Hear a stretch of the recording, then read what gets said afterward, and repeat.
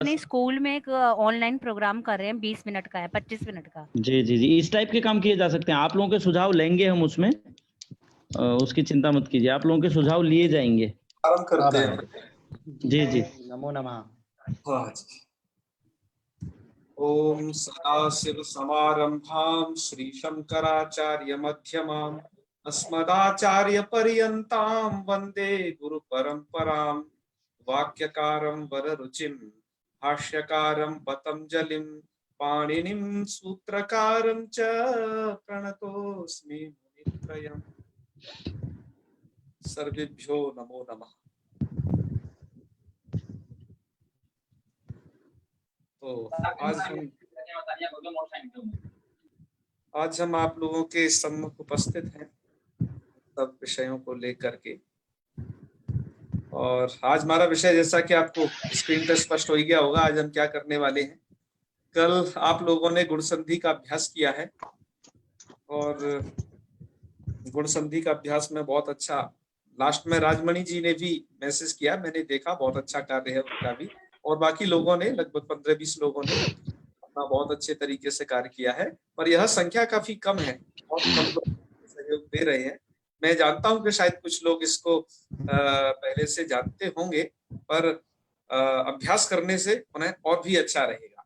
तो आज हम आप लोगों के सामने अभ्यास का एक दूसरा तरीका लाए हैं। तो वो तरीका ये आप लोगों के सम्मुख प्रस्तुत है।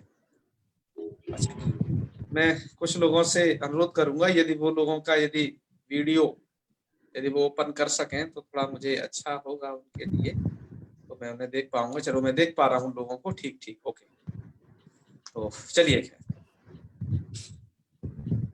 तो कल गुण संधि से आपको कुछ प्रश्न होंगे, शायद वो ठीक हो गए होंगे, क्योंकि आप सभी लोगों ने सही किया था, कुछों को छोड़ करके कुछों में थोड़ी बहुत गलतियां थी, और आप लोग गुण संधि को समझ गए थे कैसे करनी है।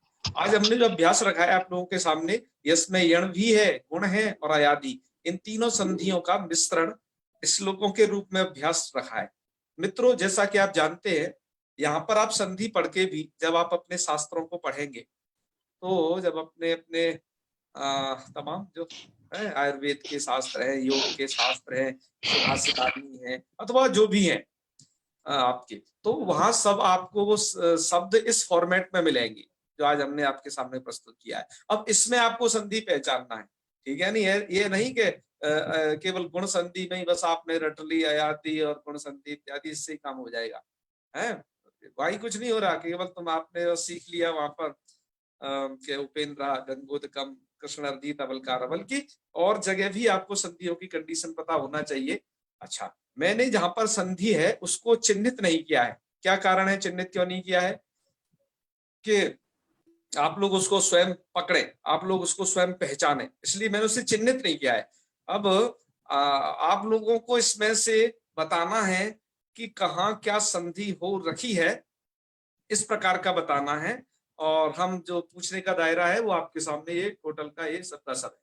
तो इसमें से आप पहचान जाओगे और संधि के आप उस्ताद बन जाओगे, मास्टर हो जाओगे तत्काल, है ना। तो अब ये आपके सामने से प्रस्तुत है, करते हैं। और कल वाली संधि के विषय में जो भी प्रश्न होंगे, इसको करने के बाद हम उनका प्रश्न ले लिया जाएगा, ठीक है। तो वो भी अपने प्रश्न तैयार रखिए रहे, कोई दिक्कत हो हम आपकी सहायता के लिए तैयार हैं। और एक छोटा सा निवेदन बीच में, जब इसके लिए चलते हैं, बहुत सारे लोग काफी दिनों से जो अनुपस्थित रहते हैं, उनसे निवेदन है कि आप कृपया अनुपस्थित ना रहे, अपनी कुछ कुछ एक्टिविटी दिखाई रहे। यदि कक्षा में माना कि कुछ दिन अनुपस्थित है, कोई बात नहीं, आप कम से कम सूचना दें, है ना। हमें आप सूचना देंगे तो हम समझेंगे आपकी जिम्मेवारी को कि हाँ यह है। तो जब आप लगातार 3-4 दिन कट होते हो, तो समझ लीजिए आप बहुत दूर तक कट होते चले जाते हो। तो आपसे बस निवेदन यह है कि जब भी आपका कोई विशेष कार्य हो, एक बार सूचना दें, क्योंकि आप सूचना देंगे तो हमारे माइंड में रहेगा कि नहीं, अमुक व्यक्ति यह नहीं है, इस प्रकार से। तो उनके लिए भी कुछ व्यवस्था की जाएगी। और इस पर और भी जो चर्चा हमें करनी है कि आप की पढ़ाई का एक सबसे नहीं हो पाना अच्छे तरीके से, उसमें एक सबसे बड़ा यह कारण है कि कंटिन्यूटी नहीं होना, ये बीच में ये कड़ी टूट जाती है इसकी। तो इस पर भी हम विचार करेंगे तो ऐसा एक विचार कर रहे हैं कि अष्टमी वाले दिन एक वैचारिक सत्र जिसमें आप सभी लोगों को भी रखा जाएगा। उस वैचारिक सत्र में और भी बहुत सारी चीजें उसमें क्लियर होंगी। तो आइए पढ़ते हैं। तो चलिए स्टार्ट है आपके सामने ये।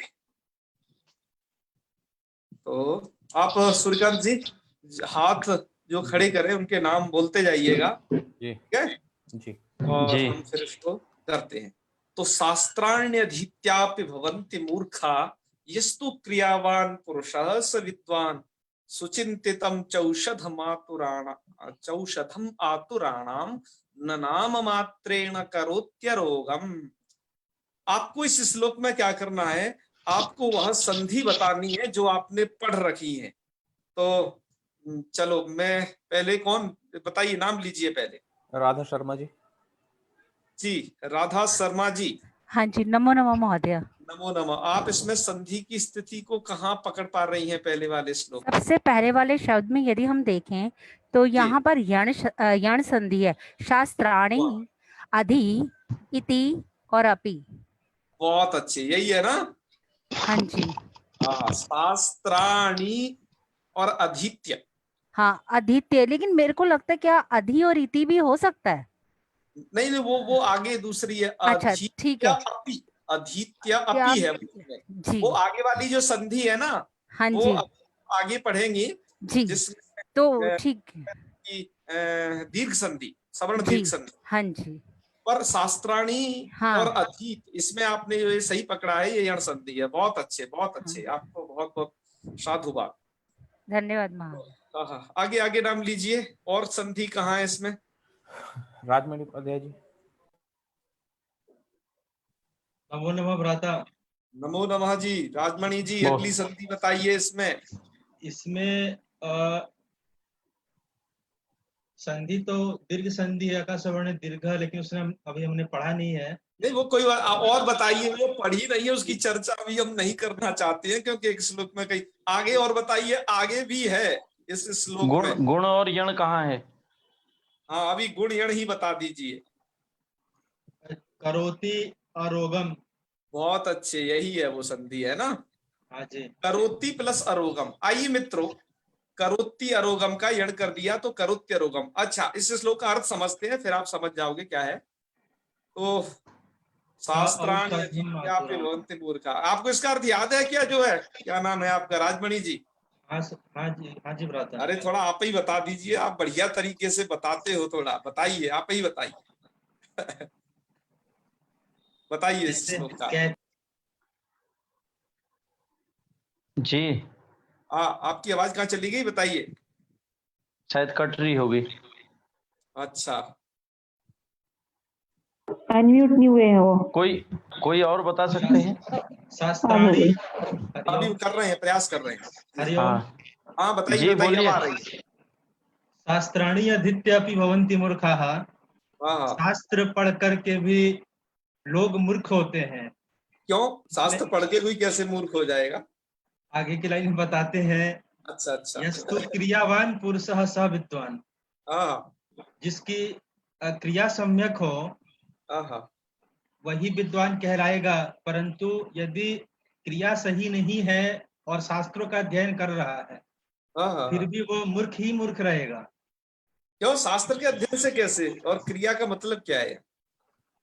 क्रिया का मतलब है शास्त्रों को पढ़ने के पश्चात उसका जो अनुप्रयोग है वो सही हाँ। दिशा में होना चाहिए। अच्छा अच्छा। शास्त्र पढ़ने के बाद यदि प्रयोग उसका सही दिशा और दशा में नहीं है तो विद्वत्ता की संज्ञा उस व्यक्ति को नहीं दी जा सकती है। अच्छा, क्रियावान से क्या मतलब है? क्रियावान, क्रियावान का मतलब है उसकी जो गति है वो गति सम्यक हो, ये यहाँ पे अर्थ लिया जा रहा है। हाँ, बिल्कुल। क्रियावान का यहाँ पर अर्थ है कि जो उसने पढ़ा है उसको क्रिया में भी करे, अर्थात उसे आचरण में भी उतारे, आचरण में लाए। आगे नीचे वाली लाइन से इसका स्पष्ट अर्थ हो जाएगा। नीचे वाला दृष्टांत है। सुचिंतितम च औषधम आतुराणाम न नाम मात्रेण करोति आरोगम।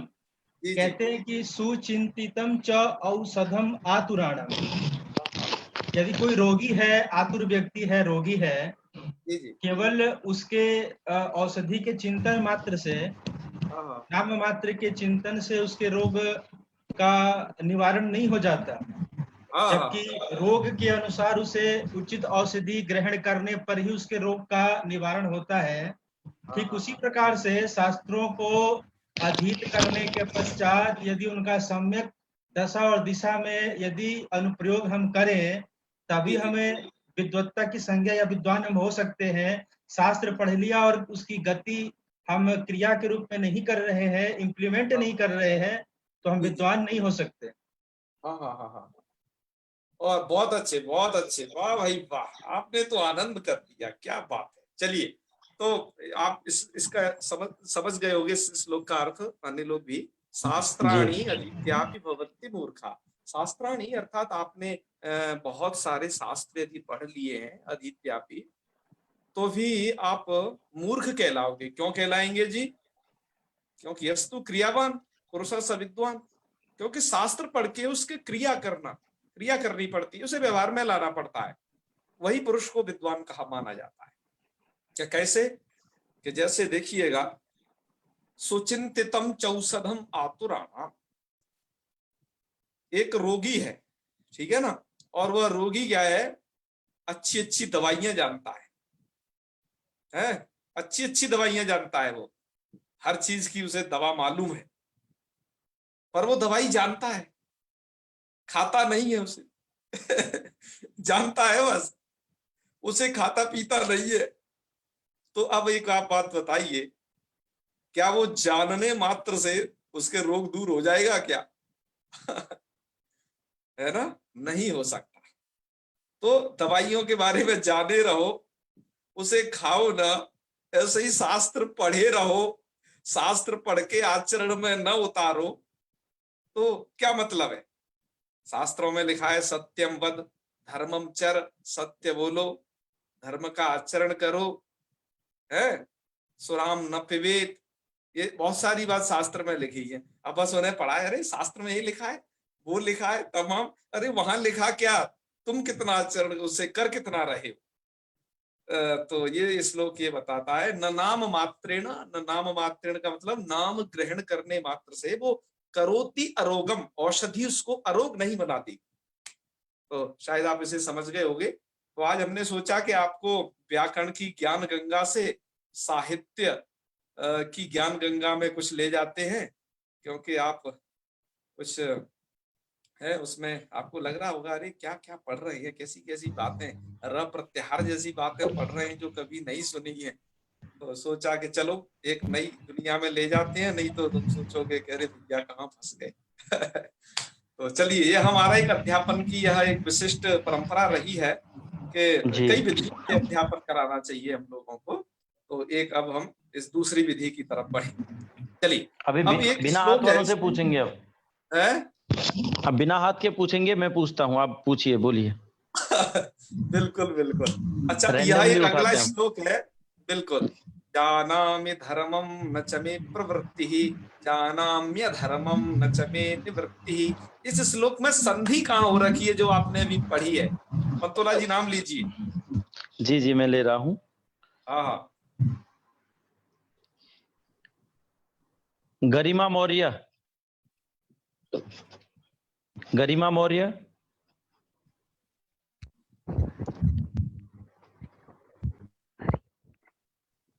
जी शायद उन्हें आवाज आ हाँ रही है बोलिए कि बोलिए, हरिओम कह रही हैं आप, सुनाई दे रहा है, पर हमें तो नहीं घबराइए सुनाई। मत, कोई बात नहीं। हाँ हाँ, गरिमा जी अनम्यूट है, आप बोलिए। आवाज उनकी आ नहीं रही है। Manju Johari, Manju Johari. अगला नाम बोलिए। हाँ सर, मंजू बोल रही हूँ। जी बोले। हाँ, ये थोड़ा सा प्रवृत्ति में समझ में आया कि इति, और ये प्रवृत्ति कर। अच्छा अच्छा, चलो आपको कोई बात नहीं, आपको हिंट्स देते हैं थोड़ा सा। ये आपको यहाँ कुछ दिखाई दे रहा होगा, जानाम्य धर्मम। हाँ हाँ, जानाम्य धर्मम में सोचिए क्या संधि है।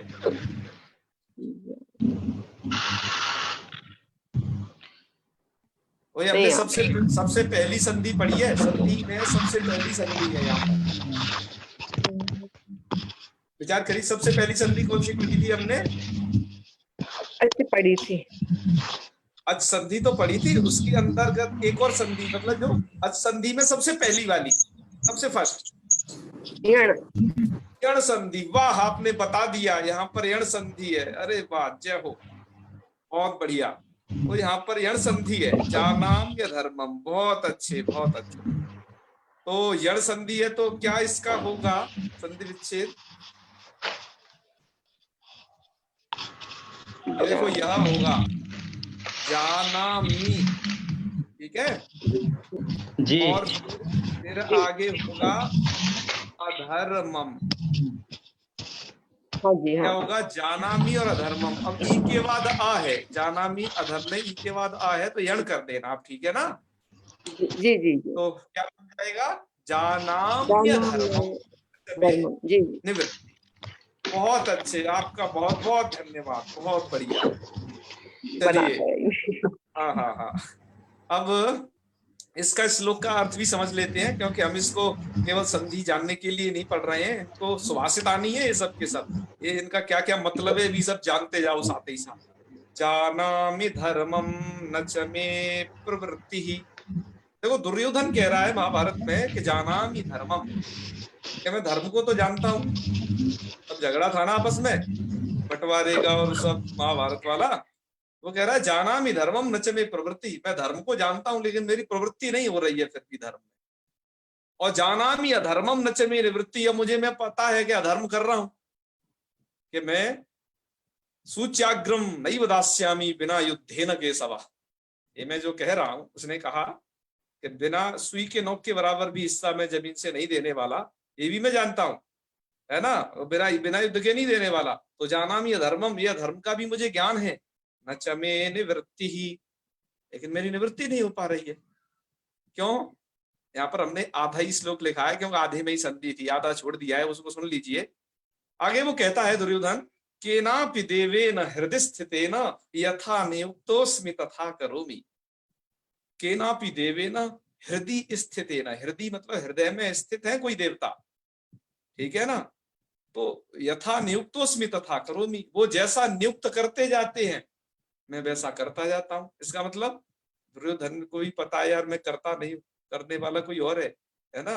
हृदय से अर्जुन तिष्ठति यंत्रारूढ़ानि माया, जो गीता में कहा गया है कि बस आप तो ट्रैक्टर हो, ट्रैक्टर का ड्राइवर कोई और है।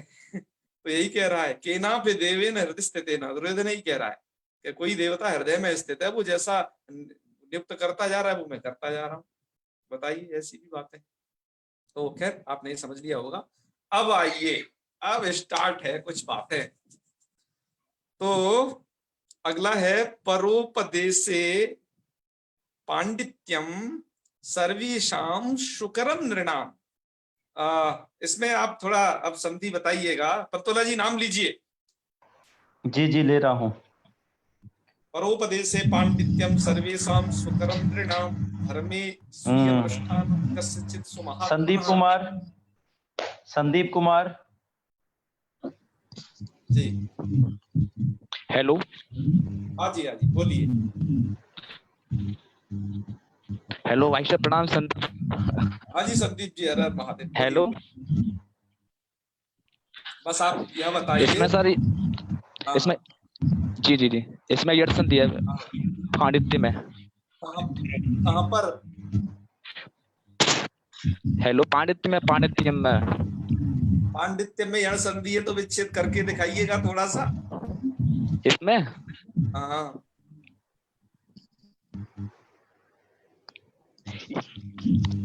करके बताइएगा। ये कोई हो जाएगा तो सर जी को या हो जाएगा, फिर विग्रह करिए ना, मतलब वो विच्छेद करिए ना, कहाँ पर आप कर रहे हो संधि। घबराने की बात नहीं है, आप चिंता नहीं करें, हम आपके साथ हैं, ठीक है? हाँ बिल्कुल चिंता नहीं कर रही है, सिखा के ही मानेंगे यदि जुड़ गए हो तो।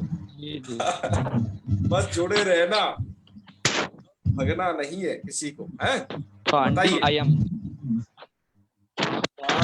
फांडी अयम, तो और कुछ बन जाएगा, इसे आप मिला के देख अयम। लीजिए। नहीं नहीं, वहां संधि नहीं है। आप मेरा जो ये लाल पॉइंटर रखा है यहीं पर संधि है। जी जी। इसी शब्द में बताइए क्या है। आपको तो हिंट्स में पहले ही दे दिया था पॉइंट रख करके, ये मुझे पता गुरु जी। है? कोई बात नहीं, कोई बात। कोई बात नहीं। परोपदेशे में संधि है। आप बता परोपदेशे सकते हैं में। क्या है? आप अभी बताओगे, आप ही बताओगे, चिंता न करिए। संदीप जी सुन पा रहे हैं? जी जी परोपदेशे में क्या जी संधि जी। है? हाँ, क्या संधि है बताइए। परोपदेशे की संधि। आपकी आवाज हमें क्लियर नहीं समझ में आ रहा है आती। कुछ।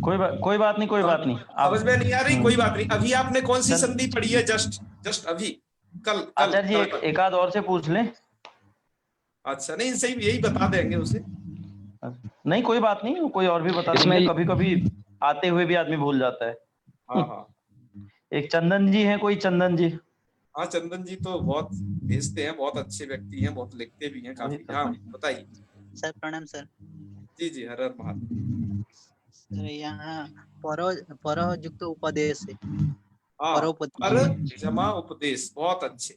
पर प्लस उपदेश, यही संधि है, बहुत अच्छी। तो बहुत बढ़िया। आप लोग निराश न होना। संदीप जी इत्यादि जो भी लोग हैं, आप लोग लगातार प्रयास करते रहना है। और हम आपसे कह रहे हैं कि चंदन जी ने तो अपना कार्य भी करके भेजा था, और सभी लोग उस वर्क को जरूर करें, आपको जितना समय मिल पाए। हम आपसे कह रहे हैं कि हमारे यहाँ 20-25 उदाहरण न कर पाए तो कम से कम सांत्वना हेतु 2-4 तो कर दें।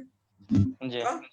आपका हमारा कुछ ना कुछ तो रह ही जाएगा। कम से मतलब जितना परसेंटेज आप पे बन पाए, जितना समर्पण बन पाए, आप उसे करें, ठीक है? और कोई कठिनाई हो तो शास्त्र के प्रवेश में हम आपकी संपूर्ण मदद हेतु यहाँ पर प्रस्तुत हैं, आप चिंता न करें। तो चलिए, परोपदेशे में इन्होंने बता दिया है। और इस श्लोक में और भी कहीं संधि है क्या? कौन सी हुई ये नहीं बताया। पूरी बात बता सकते हैं शायद तो संदीप जी। बता दी, अब तो बता सकते हैं। हाँ, पर और उपदेशे ठीक है। हाँ हाँ, कौन सी हुई करके थोड़ा सा। उनकी आवाज हमें लगातार नहीं मिल पा रही है। कोई बात नहीं। चलिए, ये सरस्वती गिरी है, एक वो बताएंगे। हाँ हाँ, संधि का नाम पर उपदेशे। वो पूरा डिस्क्रिप्शन विश्लेषण भी बता सकती हैं। सरस्वती गिरी। हेलो जी जी। पर प्लस उपदेशे, परोपदेशे, ये संधि कौन सी? नाम बताइए, सही बताइए। गुण संधि। गुण संधि, बहुत अच्छी है ना? जी जी जी। आ और नियम स्थान पर वो गुण हो गया है। जी जी। इस श्लोक का अर्थ क्या है? श्लोक का अर्थ भी समझ लेते हैं, और मुझे नहीं लगता कहीं भी और भी जो संधि होगी है। चलो, तो परोपदेश से पांडित्यम सर्वेशाम सुकरम नृणाम। तो आपने एक बाबा तुलसीदास जी की चौपाई पढ़ी होगी, पर उपदेश कुशल बहुतेरे। जी जी। दूसरों को उपदेश देने में बहुत लोग कुशल होते हैं, वो इसी की व्याख्या है। जो उन्होंने पूरी चौपाई लिखी है वो इसी की व्याख्या है। तो परोपदेश से पांडित्यम सर्वेशाम सुकरम नृणाम।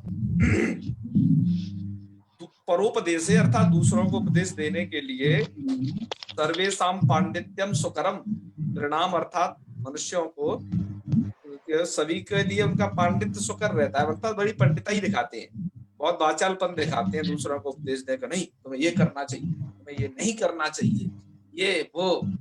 और पर धर्मे स्वीय अनुष्ठानम, लेकिन स्वयं यदि उसका आचरण करना पड़े तो कस्यचिद सुमहात्मनः, तो ऐसा तो कोई महात्मा ही होता है जो कहे हुए, अपने कहे हुए पर चलता है। आपने वो एक बहुत सुना होगा गांधी जी के गुड़ वाली घटना। गांधी जी गुड़ खाते थे, एक बच्चा उनके पास गया था किसी हेतु के, बच्चा तुम, वो माँ उसको ले गई थी, बहुत ज्यादा गुड़ खाता था।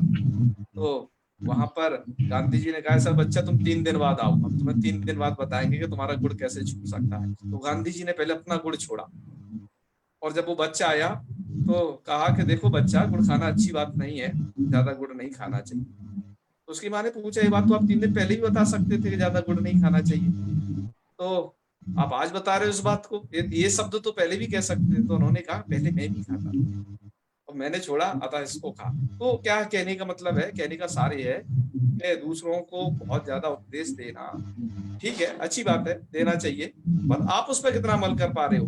आपकी बात में जब तक कोई दम नहीं होगी, जब तक आप दूसरों को उपदेश देते हैं, अपने लिए कुछ नहीं, अरे अब तो सब कुछ करेगा, दूसरों के लिए है सब बात। तो ये इसका भाव है। चलिए आगे आगे अगला वाला है, गीता से लिया गया है, इंद्रियाणि पराण्याहु इंद्रियेभ्यः परम मना। आगे है मनसस्तु परा बुद्धि यो बुद्धि परसस्तु सा। तो आगे इंद्रियाणि पराण्याहु बताइए थोड़ा सा, कौन बताएंगे? जी जी मैं पूछ रहा हूँ, वंदु है कोई? वंदु? हाँ हाँ बंधु जी तो हाँ काफी इन्होंने लिखा है, मैं इनका नाम से हाँ जी, इन्होंने कार्य नंदन। जी जी जी। इंद्रियाणि पराण्या, संधि बताइए कहाँ पर है? इंद्रियाणी में। अरे पॉइंटर को न देखिए आपने जो संधि पढ़ी है वो वहां बताइए, वो तो जी चौथी लाइन में आप कह रहे हैं। हाँ इसी हाँ, चौथी लाइन में मैं बता रहा हूँ आपको, इस लाइन में आपको संधि बतानी है। पराण्याहु, पराण्याहु, पराण्या क्या है? विच्छेद करिए। पराणी जमा आहु, हाँ संधि का नाम, यण संधि। इसके स्थान पर क्या हो गया? ई के स्थान पर यह आदेश होकर के अरे पराण्याहु बना। बस अब आपको कोई संस्कृत पढ़ने में कठिनाई नहीं आने वाली, आप सब अस्थि पंजर खोल दिया करोगे यदि संधि सीखते। बहुत बढ़िया, बहुत बढ़िया। चलिए बहुत बहुत अच्छा। अगला वाला एक श्लोक है, बहुत मजेदार है। हल्के में अर्थ बता दीजिए इसका। चलिए अर्थ बता देते हैं। इंद्रियाणी पराणी आप, इंद्रियों को बताया जाता है कि ये पर है, सबसे पर तत्व है इंद्रिय, और पर इंद्रियों से भी पर मतलब और उससे उत्कृष्ट और ऊपर। इंद्रियों से भी उत्कृष्ट क्या है? मन, क्योंकि मन का कंट्रोल हर एक इंद्रिय पे रहता है। यदि देखो मन का कंट्रोल यदि आपकी आंखों पर ना हो तो आप देख तो रहे हो, लेकिन देखते हुए आप देख नहीं पाओगे। क्यों? यदि आपका मन कहीं अन्यत्र किसी इंद्रिय के साथ रत है, आपकी आंखें खुली हुई हैं फिर भी क्या कहा जाता है? अरे यहां से कौन गया, मैं देख ही नहीं पाया। कुछ लोग इतने मग्न हो जाते हैं, मैं कहूँ हाँ हाँ, और वो सुनते ही नहीं। क्यों? उनके ध्यान कहीं अन्यत्र रहता है। तो जिस इंद्रिय के साथ मन का संयोग होता है तभी वो इंद्रिय सक्रिय होती है। इंद्रिय का सन्निकर्ष खत्म तो डिम लाइट हो जाती है, फिर कुछ भी मतलब नहीं उसका, ठीक है ना? तो इंद्रियाणी पराण्याहु, इंद्रिय तो पर है, उत्कृष्ट है, लेकिन इंद्रियेभ्यः परम मना, इंद्रिय से भी उत्कृष्ट मन है, क्योंकि मन का कंट्रोल हर एक पर है। जिस इंद्रिय के साथ मन नहीं है तो तुम स्वाद नहीं चख पाओगे जिह्वा से, क्या खाया पता नहीं चला है। और मनसस्तु परा बुद्धि, और मन से भी पर क्या तत्व है? बुद्धि तत्व। और यो बुद्धे परतस्तु सा, और जो बुद्धि से भी पर है वो सह, वो है। बुद्धि से भी पर कौन है? आत्मा, वह ब्रह्म तत्व है, जिसको आत्म तत्व क्या क्या कहा जाता है उसके विषय में कि न तत्र क्या चक्षुर गच्छति, न मनो गच्छति, न विद्मः न विजानीमः।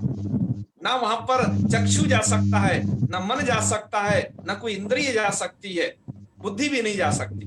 वो सबसे पर तत्व है वो। यो बुद्धे परतः परतस्तु सः, वो वह ब्रह्म तत्व है। ठीक है, आध्यात्मिक श्लोक है, कोई बात नहीं। कुछ लोगों को ये ज्यादा अच्छा भी नहीं लगा होगा, कोई बात नहीं, पर अच्छा लगा थोड़ा सा। चलिए बढ़िया, अच्छी बात है। तो क्योंकि भिन्न भिन्न रुचि वाले लोग होते हैं, किन्हीं को कोई अच्छा लगेगा, किन्हीं को कोई अच्छा लगेगा, पर ये वाला कुछ बहुतों को अच्छा लगेगा। चलिए बहुतों को अच्छा लगेगा। हाँ, उष्ट्राणाम विवाहेषु में संधि बता दें, आप नाम लीजिए, नाम लीजिए जी, वैसे ही नाम लो ना, वैसे ही लीजिए रेंडमली, कि सब लोग अलर्ट रहे, क्योंकि हमारे ज्ञान यज्ञ में कोई छूट जाए ऐसा कैसे हो सकता है। ज्योति श्रीवास्तव, हाँ ज्योति श्रीवास्तव जी तो बता देंगे, वो तो हमें काफी बेइज्जती रहती है, फिर भी बताने दीजिए, इसीलिए तो बताना है। हाँ जी ज्योति जी, ध्वनि नागच्छति, शायद पानी पीने चली गई। अगला नाम लीजिए किसी का। मैं ले लेता हूँ। मैं वो ललित जी का शायद बहुत अजीब सा टाइप से आवाज आ रहा था तो मैंने म्यूट कर अच्छा अच्छा, जी जी, दिया। आशुतोष तिवारी जी। हाँ ठीक ठीक। आशुतोष जी सुन पा रहे हैं? सर नमो नमः। हाँ नमो नमः। इसमें संधि बतानी है, हमने जो पढ़ा चुके हैं इस पूरे श्लोक में कहीं भी। हाँ, इसमें आप संधि ढूंढ दो जल्दी से। विवाह हेतु में संधि को क्यों वहां कोई संधि अंधि मत करो, वहां तो कुछ अन्य कार्य है, ठीक है। विवाह हेतु को मत जाओ। अब आप दूसरा बताइए। गायन्ति गायन्ति।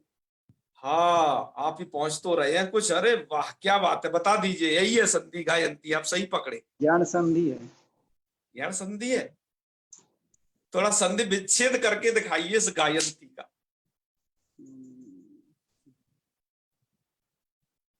करिए करिए करिए।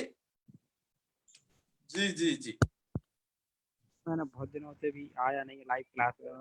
घबराइए नहीं, आप करके ही छोड़ोगे। आप कुछ कुछ तो बोलिए।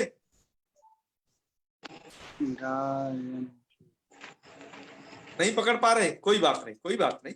अभी अगला नाम ले लीजिए फटाफट जब तक। जी आप यहाँ तक तो पहुंचे, ये बहुत अच्छा है आपके लिए। शिवांगी ठीक है ना? दीक्षित जी। हाँ शिवांगी जी, गायन्ती में संधि विच्छेद करें।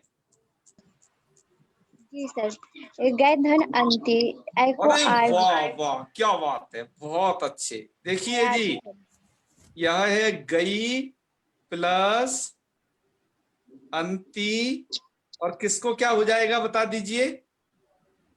आय आय। आई को आय हो जाएगा। ये हम पढ़ा चुके हैं ना आदि संधि में। जी सर। हाँ, वाह वाह, बहुत अच्छे। आप दोनों को बहुत बहुत साधुवाद, बहुत बहुत। आपकी विद्या का वर्धन हो निरंतर। चलिए, तो इसका अर्थ क्या है इस श्लोक का? और मुझे नहीं लगता और कहीं हो, और आप लोगों को लगे तो ढूंढना बताना। और है इस श्लोक का अर्थ है उष्ट्राणाम विवाहेषु गीतम गायन्ति गर्दभा। ऊंटों की शादी हो रही थी। ऊंट जानते हो ना, उष्ट, कैमल जी। उनकी शादी हो रही थी, और शादी में गीत गाने के लिए गधे पहुंचे। गीतम गायन्ति गर्दभा, गीत गाने के लिए कौन पहुंचे? गर्दभा मतलब गधे पहुंचे, है ना। गीतम गायन्ति, गायन्ति मतलब गाना। और वो क्या? परस्परम प्रशंसन्ति, एक दूसरे की प्रशंसा कर रहे हैं।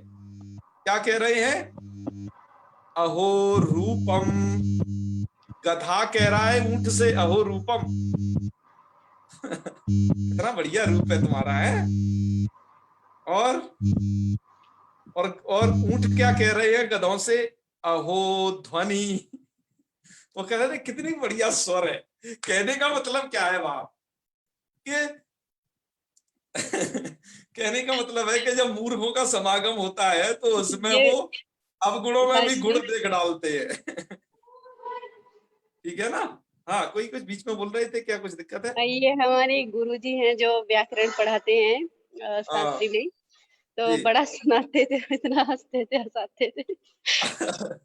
हाँ हाँ हाँ, चलिए, बहुत अच्छा, बहुत अच्छा। तो हाँ जी, प्रतिभा पांडे जी। जी जी, प्रणाम गुरुजी। महादेव, क्या बताइए बताइए जी। अगले में हाँ, न धन अति धन उच्च शिखर। हाँ, न अति उच्च शिखर, है ना। न अति, न अति। बहुत अच्छे। कौन सी संधि हो गई है? यण संधि। मैंने आपसे एक बात और कही थी, यण संधि न और अति में तो दीर्घ संधि है। हाँ हाँ बिल्कुल, दीर्घ संधि आप आगे पढ़ेंगे, आप सही बताया। उच्च शिखर में जी यण संधि है। हाँ हाँ। और मेरुः न अति, मेरुः न में विसर्ग संधि है। हाँ, न अति में फिर यहाँ दीर्घ संधि है। आगे व्यवसाय द्वितीय नाम न अति अपारो, फिर से संधि है न अति अपारो। न धन अति धन अपारो।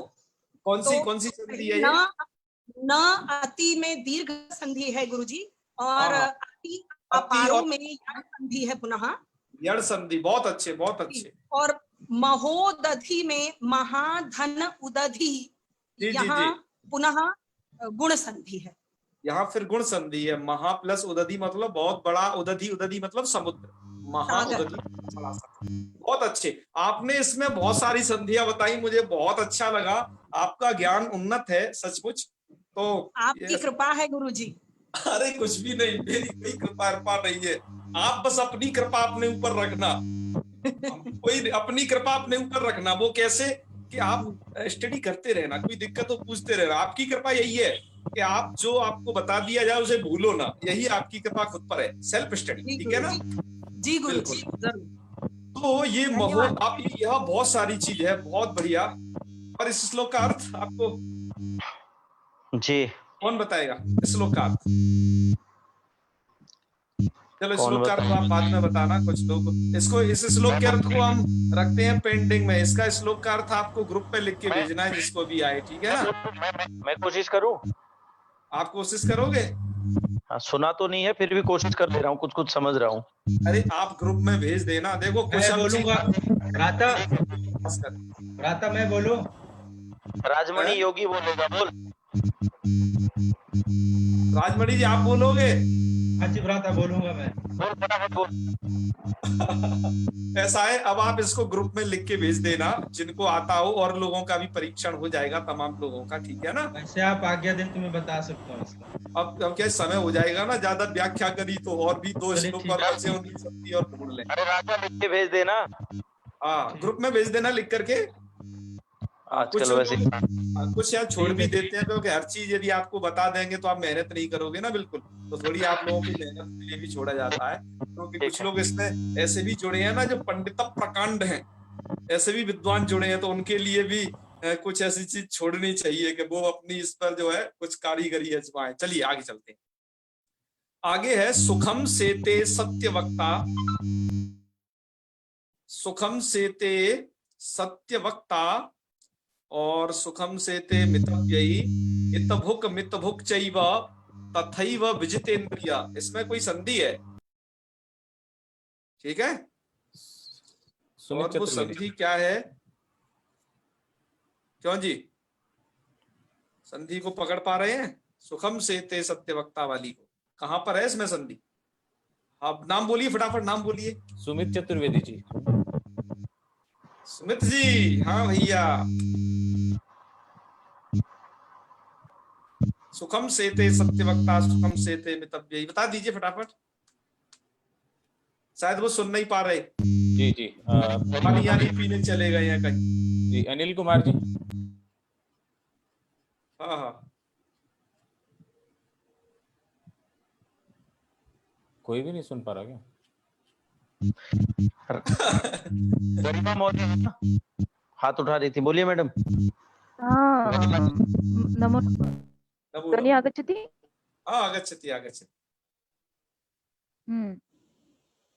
तथैव वृद्धि संधि है। किस जगह? तथैव में वृद्धि संधि है। तथैव। अच्छा तथैव, अच्छा ठीक है, बहुत अच्छा। वृद्धि संधि समझ ली, इसका मतलब आप कुछ जानती है। पहले वृद्धि संधि तो हम चूंकि अब बताने वाले हैं ना कुछ, तो चलो ठीक है, आपने पकड़ लिया, बहुत अच्छा। चैव और तथैव दो जगह वृद्धि संधि है, चलो बहुत अच्छे, ये आपको अच्छा लगेगा। आगे आगे वाला, आगे बताइए और कहाँ है संधि? और विजित इंद्रिय। हाँ, अरे वाह, क्या बात है, बहुत बहुत धन्यवाद। आप बताइए, विजित इंद्रिय को अलग करिए। विजित इंद्रिय का होगा महोदय विजित धन इंद्रिय। हाँ, तो जोर से बोलो, आपने कल ही ये संधि पढ़ी है, और शायद ऐसे बहुत सारे उदाहरण आपने किए भी हैं, उसमें से हमने बहुत सारे बोले थे। हाँ महोदय। हाँ, करके बताइए। इसका है विजित धन इंद्रिय। बहुत अच्छा, इंद्रियों को जीत लिया है उसे बोला जाता है विजितेंद्रिय, ठीक है? गुण संधि। हाँ, यहाँ पर गुण संधि, बहुत बहुत बढ़िया। अरे वाह, आपने तो सब कुछ सब समझ लिया है, क्या कहें आप लोगों के लिए। इसका अर्थ अत्यंत सरल है, इसका अर्थ आप जा नहीं जाओगे, कोई बात नहीं। आगे पढ़ते हैं। आदित्य चतुरो वेदान, नाम लीजिए अगला जिनसे पूछना है उनको बता। बेनी लावण्या जी, इसमें संधि बताइए कहां पर है। आदित्य चतुरो वेदान सर्व शास्त्राण्य अनेकसा ब्रह्म तत्वम न जानाति दर्वी सुपरसम यथा। बताइए।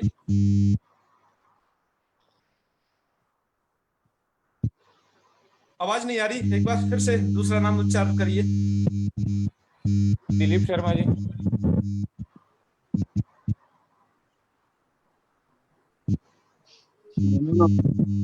हाँ नमो नमः, बोलिए बोलिए। शास्त्र आरण्य। कहां पर है? सर्वशास्त्र आरण्य अनेक। आरण्य, ये कौन सा संधि कर दिया जी आपने? ये तो बड़ा बढ़िया वाला संधि कर दिया। थोड़ा सा एक बार अच्छे से थोड़ा सोच समझ के करिए। सर्व, हाँ क्या क्या होगा यहाँ? शास्त्राणी। हाँ, अरे वाह, बताइए एक बार फिर अलग अलग करिए दोनों को। सर्वशास्त्राणी अनेकशः। अरे वाह, क्या नाम है आपका? संदीप शास्त्री या प्रदीप का भाई हूँ। अरे वाह वाह, बहुत अच्छे, दोनों को बहुत बहुत साधुवाद। सर्वशास्त्राणी अनेकशः, श्लोक का अर्थ बहुत सरल है। ये को या हो जाएगा इधर, ये को या हो जाएगा। अरे वाह, क्या बात है। आदित्य चतुरो, चार वेदों को पढ़ करके भी, और शास्त्राणी अनेकशः, अनेकशः आपने बहुत सारे शास्त्रों को पढ़ा है, लेकिन आपने ब्रह्म तत्व को नहीं जाना है ना। ब्रह्म तत्व, ब्रह्म क्या चीज है, तो आप ऐसे समझिएगा, दर्वी सुपरसम यथा। जैसे दर्वी, दर्वी का मतलब चमचा होता है ना, चमचा करछी, वो उसमें चलती तो रहती है कढ़ाई में, कभी कभी खीर में चलती है, कभी सब्जी में चलती है, कभी रबड़ी में चलती है, सब में वो करछी चलती है, लेकिन वो किसी का रस नहीं जानती, उसे किसी से मतलब नहीं। बस ऐसे ही उस व्यक्ति को ऐसी संज्ञा दी गई है जो ब्रह्म तत्व को नहीं जानता है, वो दर्वी की तरह है। दर्वी अर्थात चमचे की तरह है, ठीक है, वो कुछ नहीं जानता है, ब्रह्म तत्व को नहीं जानता। चलिए, ये तो बहुत फेमस है, या कुंदेन्दु तुषार हार धवला, आप लोगों ने पढ़ा होगा। इसमें आपको संधि बतानी है, पर गुरुजी वो सर्वशास्त्राणी अनेकशः है ना वो? हाँ, अनेकशः, जी जी जी। तो अनेकशः में भी संधि होती है क्या? नहीं होती? वो संधि होगी क्या उधर? उधर की अभी कंडीशन छोड़ दीजिए, जो इधर फेमस है उधर उधर होगी। हम समास में आपको एक बार बता देंगे, जहां पर ये नए समास होकर के रूप बनते हैं उसे, ठीक है ना। अच्छा, हाँ, वो तो एक शब्द है, उसमें एक से अनेक बना हुआ है, आप ऐसे समझो। ओके। हाँ, पर इधर वो है, आप हर जगह उसको एक को समझ के भ्रांत ना हो, हैं। चलिए, या कुंदेन्दु में संधि बताइए, किनका नाम? पवन जी का नाम लिया गया। हाँ जी, या कुंदेन्दु। सर इधर गुण संधि होगी, कुंद इंदु कुंदेन्दु। अरे वाह, क्या बात है, कुंद इंदु है। इस श्लोक का थोड़ा अर्थ बता दो, इतने ही मात्र का बता पाओगे? ये श्लोक प्राय सब लोग पढ़ते हैं, तो हम सोचे इनका श्लोक भी थोड़ा अर्थ भी जान जाए। बता दीजिए थोड़ा सा। स्पष्ट नहीं हो पा रहा है सर। स्पष्ट नहीं हो पा रहा? अरे वापर, आपने संधि बता दी, इसके लिए आपको बहुत बहुत साधुवाद। अब श्लोक का अर्थ भी स्पष्ट हो जाएगा। कोई आप में से श्लोक का अर्थ स्पष्ट कर सकते हो, एक लाइन का, इतने का ही, तो वो अपना हाथ खड़ा करे और कहे कि मैं कर दूंगा। माइक खोलें, क्योंकि बहुत फेमस श्लोक है। देखिए, आप प्रतिदिन लगभग बोलते होंगे सरस्वती वंदना में। हाँ, बताइए बताइए। हेलो सर, प्रणाम। मैं सरस्वती। हाँ, सरस्वती जी। जी सर। हाँ, बोलिए, थोड़ा जोर से बोलिए, आपकी आवाज हल्की आ रही है। जी, बोलिए। जो कुंद पुष्प इंदु तुषार,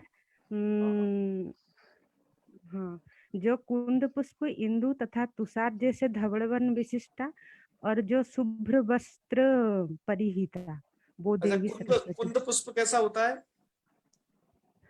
कुंद पुष्प एक व्हाइट वाला होता है शायद, मुझे तो। अरे वाह वाह, बहुत अच्छे, आपका व्याख्यान पढ़ के हम समझ गए कि आपको ये सब आता है, बहुत बढ़िया। तो या कुंदेन्दु तुषार हार धवला, या मतलब या जो सरस्वती जी कैसी है? कुंद इंदु, जी सर, है ना। और तुषार हार धवला। जी सर।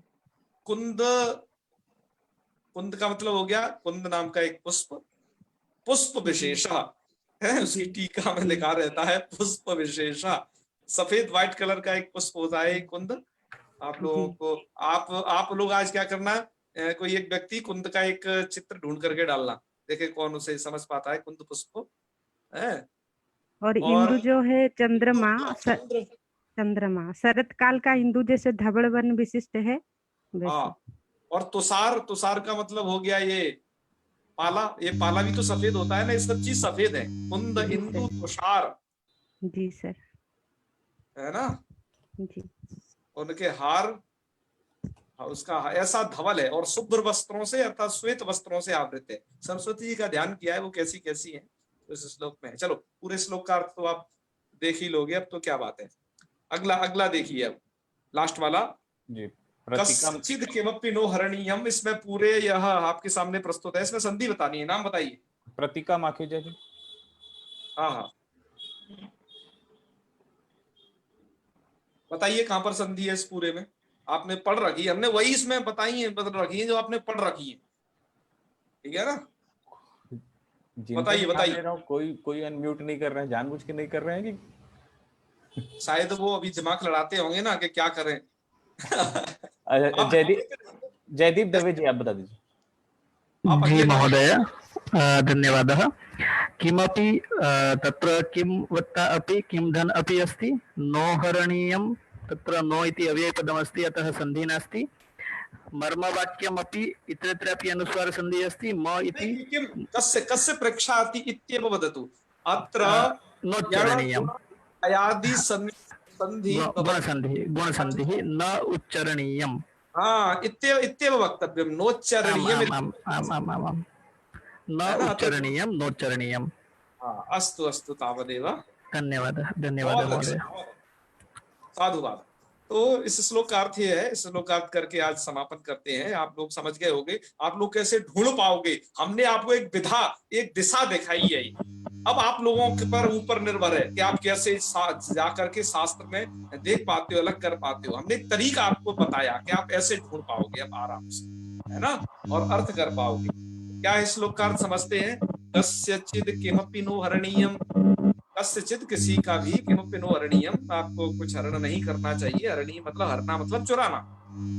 और मर्म वाक्यमपि नोच्चरणीयम, मर्म वाक्य भी आपको उच्चारण नहीं करने चाहिए। मर्म वाक्य का मतलब उसके कोई रहस्य, उसकी गुप्त चीजें आप दूसरों को बताते फिरो, है ऐसी चीजें नहीं बतानी चाहिए। मर्म वाक्यमपि नोच्चरणीयम, तो यही गुण संधि थी, ये गुण संधि के उदाहरण था इसलिए रखा है।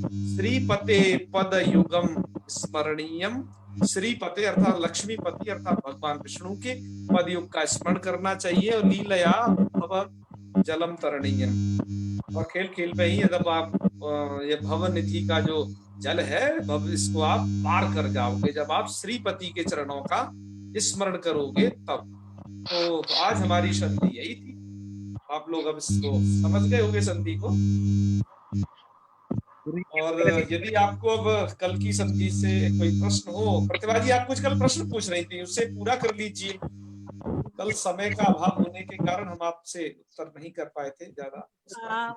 महोदय, ये जो अत एंग गुणः वो था, तो उसमें त का क्यों, त वर्ण क्यों लिया गया अत लिखने के लिए? मतलब त क्यों जोड़ा गया है ना? जी हमने उस क्लास में भी बताया था और अब फिर दोबारा बता रहे हैं। वहां त के जोड़ने से क्या होगा, यदि केवल अ कहते, ता को हटा दीजिए, जो है में से त हटा देंगे तो ये अर्थ होगा ना अ ए ओ की गुण संज्ञा होती है, ठीक है, अ ए ओ की गुण संज्ञा होती है, इतना केवल अर्थ होगा। पर इतना अर्थ करने से क्या दिक्कत है? दिक्कत यह है ना कि अ अपने अवधीयमान अण है, अतः अपने सभी सवर्णियों का ज्ञान करा देगा।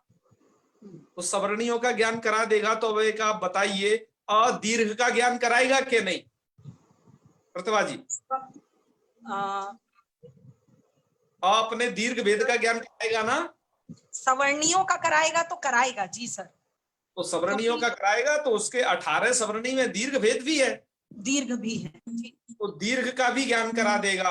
दीर्घ का भी ज्ञान करा देगा तो अब क्या होगी, जो गुण संज्ञा होगी वो दीर्घ आ की भी हो जाएगी। जी हो जाएगी क्या नहीं? जी जी हो जाएगी, और जब दीर्घ आ की आप गुण संज्ञा कर देंगी तो बताइए फिर वृद्धि में भी तो दिक्कत होगी, क्योंकि वृद्धि भी तो दीर्घ, वृद्धि संज्ञा दीर्घ आ की है।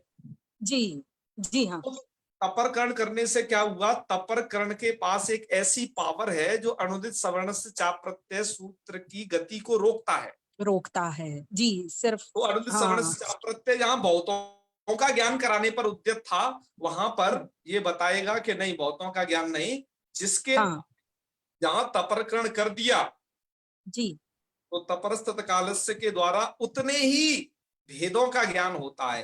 तो केवल ह्रस्व भेद ही पकड़े, बाकी औरों को नहीं पकड़ सकते। ये तपरकरण का फल है जी। और जी। यदि तपरकरण यदि दीर्घ के पीछे कर दिया है जी जी आगे पीछे, जैसे वो तपरस्त कालस्य का जो अर्थ है उसके अनुसार देख लेना, कहाँ बहुप्रीहि कहाँ तत्पुरुष जी, तो वहां पर जी वो गुरु। दीर्घ के ही भेद का ज्ञान कराएगा, तब ह्रस्व को और प्लुत भेद उसके छूटे रहेंगे। जी जी आप आई ना गुरुजी। समझ में? जी हाँ गुरुजी, धन्यवाद गुरुजी। हाँ चलो बहुत बढ़िया बहुत बढ़िया। तो और कोई प्रश्न है क्या, बता दीजिए जल्दी से, लास्ट प्रश्न ले लेते हैं। हाँ कल फिर हम एक अच्छी संधि स्टार्ट करने जा रहे हैं आप लोगों के लिए, बहुत काम की। गुरुजी प्रणाम। गुरुजी हाँ बताइए। मेरा छोटा सा प्रश्न था। हाँ बताइए। गुरुजी ये कह रहा हूँ, जैसे अपन कहते हैं ये नमा के योग में चतुर्थी होती है, हाँ तो बोलते हैं सर्वेभ्यो नमः। आप कौन बोल रहे हैं, अपना नाम बताइए। नाम मेरा संदीप बिरथरे है गुरुजी। अच्छा बोलते हैं सर्वेभ्यो नमः, बोलते हैं सर्वेभ्यः नमः क्यों नहीं बोलते? देखो अभी आप थोड़ा पढ़ लो कुछ दिन और ये विसर्ग संधि में आप सब समझ जाओगे। हम क्या है क्रम से पढ़ा रहे हैं आपको, आप ऐसा थोड़ी ना कि कोई सा भी प्रश्न दाग दोगे, आपको संदर्भ के अनुकूल प्रश्न पूछना है जो यहाँ प्रसंग चल रहा है। ठीक है, ये आपका उत्तर मिलेगा आपको, आप धैर्य धारण करिए, भाग मत जाना कहीं किसी जगह अनुष्ठान इत्यादि में। ठीक है, बताए हम आप बता भी सकते हैं पर इसका कोई प्रयोजन नहीं है, जहाँ पर आप कायदे से समझोगे वही बताएंगे। ठीक है, अच्छा मैं कंटिन्यू लेता हूँ गुरुजी, अभी नहीं देख पाता तो फेसबुक पर देखता हूँ लाइव। अरे नहीं बहुत अच्छे, बस आप संधि पर्यंत धैर्य बताइए, सबका उत्तर आप खुद पे खुद दे लोगे, आपको कोई दिक्कत नहीं आने की। ठीक है जी गुरुजी बिल्कुल। पठित में से कोई संदेह हो, पठित विषय में से वो बताना है केवल। हाँ दूसरा नाम जल्दी से बोलिए। हर्ष मिश्रा जी।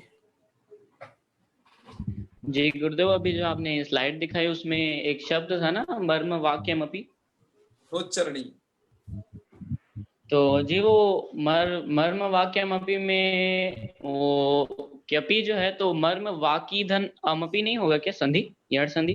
नहीं आप हर जगह आपको देख के वो शब्द लगे ना वाक्य,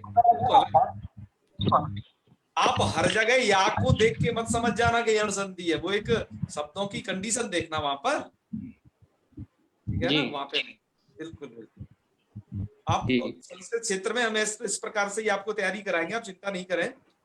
शास्त्रों से तमाम उदाहरण आपके सम्मुख रखेंगे जिससे आप स्वयं पकड़ो कि संधि कहाँ है। यही तरीका होता है इसको संधि को जानने का। ठीक है, तो फिर आज की कक्षा का यही समापन करते हैं शांति मंत्र के साथ। गुरुजी मेरी एक शंका है। अच्छा बता दीजिए। जी हमने कल जो संधि के भेजे थे प्रश्न, उनमें उमेश या रमेश ऐसी जो भी संधि थी, तो उसमें उमा धन ईश ऐसा कैसे होगा, मतलब अब ऐसा कैसे आएगा? बिल्कुल, अब उसमें क्या है, बिल्कुल मैं आपको फिर बता दूं, आपको शब्द की प्रकृति समझनी पड़ेगी। जैसे आप ये बताइए उमा शब्द होता है या उम शब्द होता है? शब्द तो उमा ही होता है, पर मतलब इसलिए देखो, पर गुण संधि दोनों कंडीशन में हो सकती है, ह्रस्व में भी और वो ह्रस्व आ में भी और दीर्घ आ में भी जी। पर ऐसी जगह आपको क्या करना है, मैंने कहा शब्द कैसा है स्वभावता, उमा शब्द है आकारांत, अतः वो पकड़ना है आपको। ऐसे ही रमा होता है या रम होता है, बताइए? रमा होता है। रमा होता है, तो आप ऐसी जगह विवेक अपना यह यूज करना है कि अच्छा ये शब्द क्या है, मूल रूप से ये शब्द क्या है, तब उसको संधि वैसे करने से संधि तो आपने ठीक कर ली, शब्द गलत कर दिया, उसका कोई मतलब नहीं रहेगा। जी जी। ठीक है ना? और पता चला एक ना? शंका थी हाँ बताइए। कि ये जो बाद में हम संधि विग्रह करते हैं तो जो ई आता है या ऊ आता है वो ह्रस्व आएगा या दीर्घ ई आएगा, वो भी कुछ गड़बड़ हो रही है, पता नहीं चल रहा है। इधर परे वाली स्थिति है ना? हाँ। चलो कोई बात नहीं, वह आपको ऐसी अभ्यास से ही पता चलेगी। मैंने आपको बताया शब्द की मूल प्रकृति आपको पता तो होनी शब्द की प्रकृति पर ही पता चलेगा। बिल्कुल बिल्कुल ठीक है। समय मेरा हो भी रहा है, एक प्रश्न है, बस एक छोटा सा। और कर दे, 7:45 बज गए, बस एक छोटा सा है, बिल्कुल एंड हो जाएगी, बीच में ही मीटिंग एंड हो जाएगी, तो समाप्त कर लेते हैं कल। अगली क्लास में अच्छा, रहती है ना, इसलिए और एक टाइम लिमिट है, आप समझिए। ओम सर्वे भवन्तु सुखिनः, सर्वे सन्तु निरामयाः, सर्वे भद्राणि पश्यन्तु, मा कश्चित् दुःखभाग् भवेत्। ओम शांति शांति शांति। सर्वेभ्यो नमो नमः।